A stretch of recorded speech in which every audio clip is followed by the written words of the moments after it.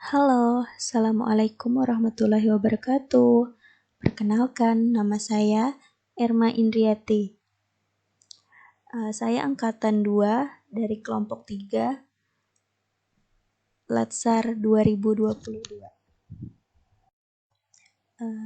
Di sini saya akan menjelaskan identifikasi isu berdasarkan beberapa metode, yaitu metode APKL, metode OSG, Fishbone, dan analisis SWOT.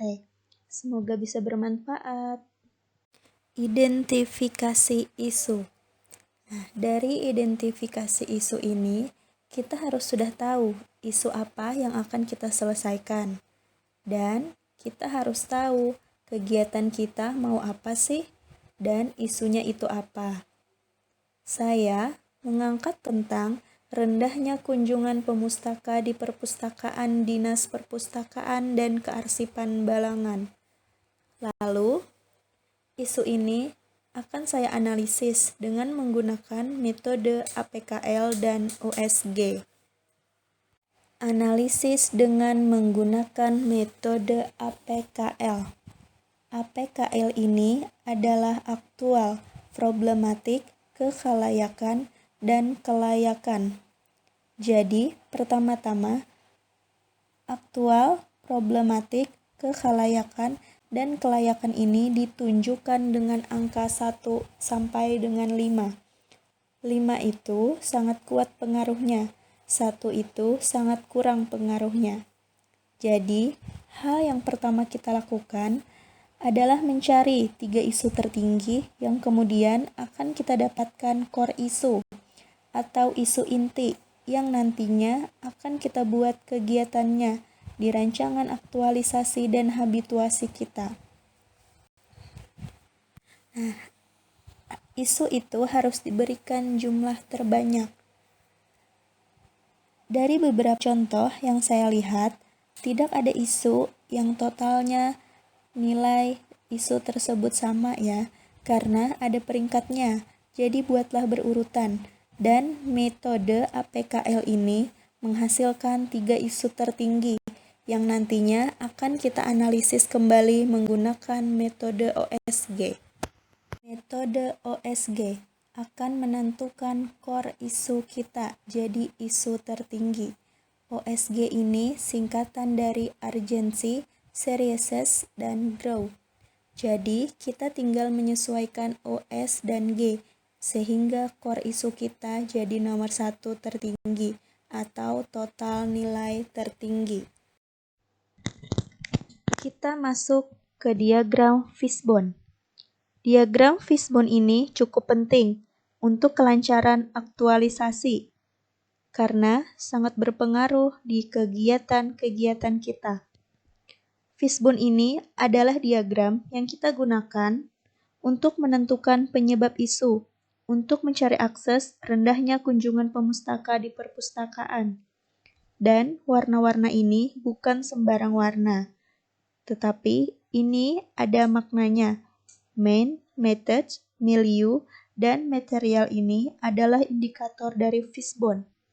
Boleh berbeda-beda, tidak harus main, tidak harus method, tidak harus milieu, dan tidak harus material. Itu bisa disesuaikan dengan kebutuhan. Banyak tipe-tipe tentang Fishbone ini. Saya menggunakan main, method, milieu, dan material untuk menemukan penyebab. Apa sih yang melatar belakangi?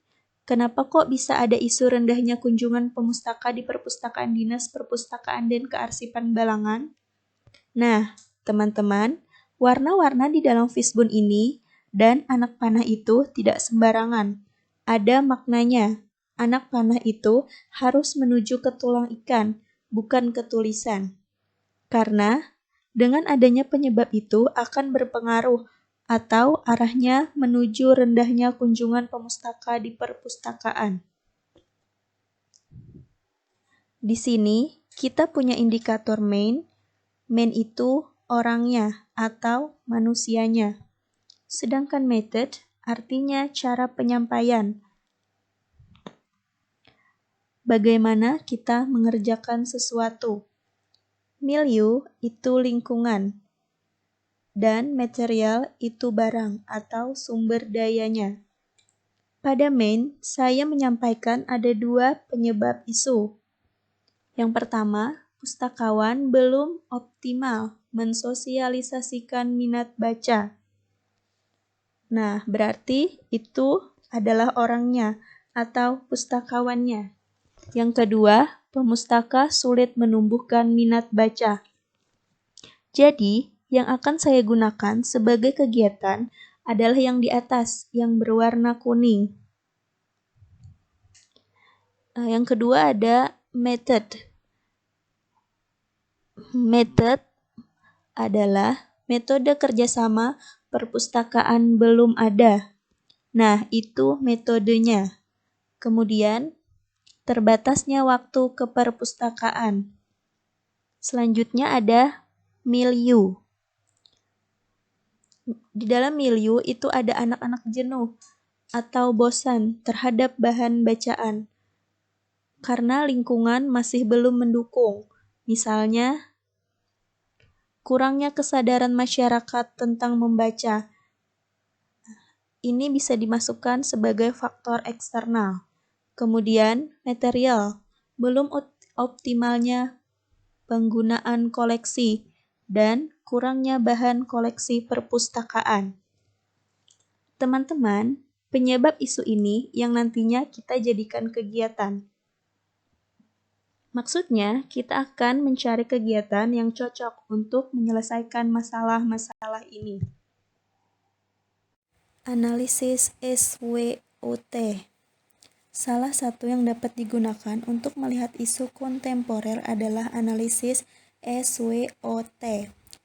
Adalah metode analisis yang digunakan untuk menentukan, mengevaluasi, mengklarifikasi, dan memvalidasi perencanaan yang telah disusun sesuai dengan tujuan yang ingin dicapai.